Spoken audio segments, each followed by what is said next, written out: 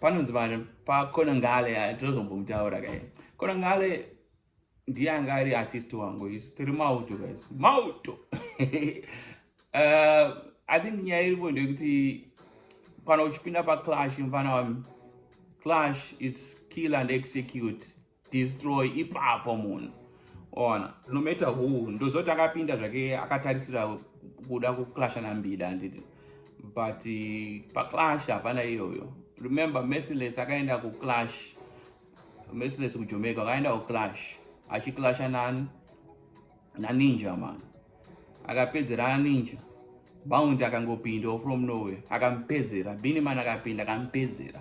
It wasn't planned ona but akavapedza saka ndozvinhu zvinofana kuitwa. Iwe wangauya wakaplana kuda kuita se kuclasha nambida handiti but mbida hana kuuya akazokwatawo hameno uyo akatambawo mucrowd umo because takanzonzi anga arimo mucrowd but hana ada kuuya chi pastage saka paakaramba kuuya iwo wanga wafeswa nalibo ndiwanga ufanira kudhila naye libo rhythm rikadona.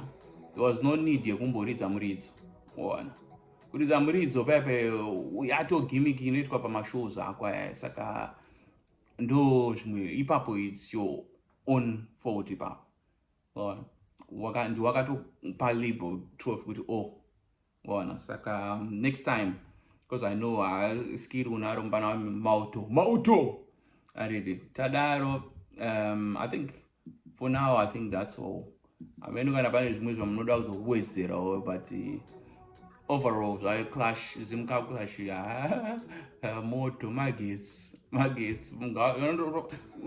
gomba city sports yakutofana kutoitwa chimwe chimuseum because yakabvira kudhara kana and they still holding it down ona saka vakutofana kutorichinja zita rere ona totonyatsoita gomba chairo city sports totoribvisa takutoriti gomba kauti city ngoma tonyatsoita zvimabhana but anyway big up.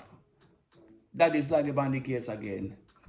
Mobata rhythm, ndine rhythm rinonzi pressure rhythm. Make sure you listen to it, and it's out on all digital platforms. Boom.